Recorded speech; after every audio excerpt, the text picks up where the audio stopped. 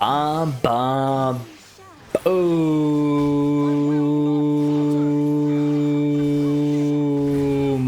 There it is. Okay. Was waiting for that. Thank you for tuning in here today. We have Master Mode 218, the great jelly worm for you here today in auto guide in its purest form. So with that, down below we have the timestamps where we will break down the strategy objective of this particular map. I'm gonna get you hopefully unlock some vampire soul cores. I didn't get any here, but definitely we'll do another full run so you can see the strategy objective and breakdown like I said, and we'll come back for a little bit of an outtake retrospective on today's episode. So we got that full-blown 218 master mode guide here for you today. Let's get moving. And if you have a question or comment throughout, you let me know. I love to hear from you always. Let's go ahead and break it down so you can get that clear as well. All right, so here's what we got going on with our 3-star master mode right here, going after a vampire cookie. Like I said, we are on a boss here for Radiant Dragon's Heart. So the first piece to know here is our boss info: Horn Barrage, Dragon Wing, Dragon Roar. So you saw all that stuff there at the beginning of the intro. Pretty powerful, I guess, for where we're at. You can see that did have some survivability. A lot of that has to do with these pieces right here. So the first one is our max HP is enemies max HP is increased. Debuff resist increased. Additionally, here we got HP shield decreased, healing decreased, summon creatures lifetime decreased, and then these special conditions that really confine our team here. Max Cookie being level 60, skill level 60, grade 1A, and everything else there as well. Now, we do have a host of baddies that we will run into along the way, mostly these worms and Mr. Froggo there as well. So there will be a couple waves, a little bit of jumping to get the coins in the traditional cookie run as always, and then we hit our boss here at the end. The strategy that I've employed here with my team is really kind of a pushback with Schwarzwalder. I really like this cookie on the front with the stun. We got go wide between our Frost Queen and Moonlight, and then the combo between Frost Queen and Sherbet. This one works really, really good on single target hit damage bosses like this.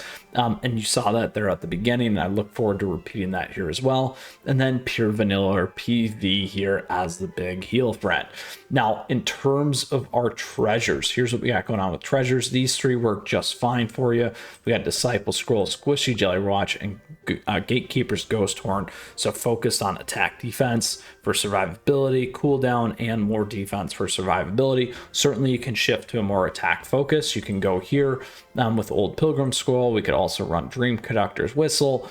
One friendly tip is Sugar Swan, depending on where your team is at. If you drop a cookie, this will bring them back. You can still get your 3-star, and a couple other good options there for swaps like this one too, if depending on the level that you're running for your treasures. Now, in terms of toppings, I got a host of topping guides here on the channel that you can check out. In this case, quickly here, we're running 5 solid almonds for damage resistance.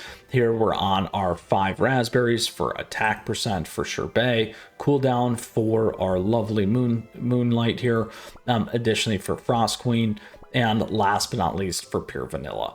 So that is really the breakdown of our team, some of the key components against the strategy of this particular boss Jellyworm here, and the treasures and some ideas in terms of things that you can consider with your team. Again, I like the 2 go wides. Rye Cookie could be an option for you. You could run the magma fire stuff. You could run the light elements as an example as well. So lots of good swaps. Pay attention to the power level here. That definitely can help, and why I made some of those other recommendations. All right, so here's what we got going on. 218, good old Radiant Dragon's Heart. Let's go ahead and work through this here with our team.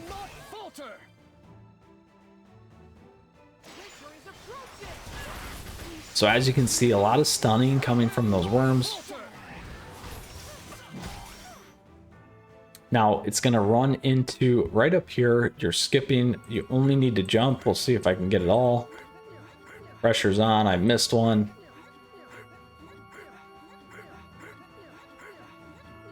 Almost a perfect run.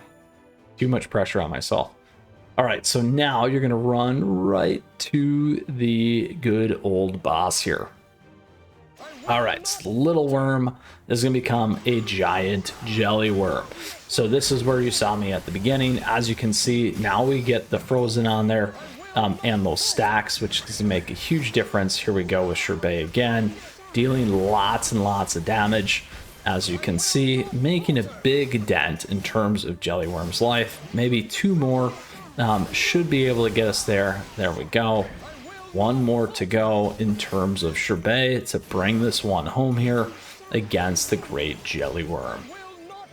And here it goes. Boom.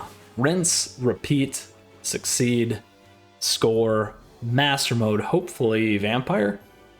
No. Next time. All right.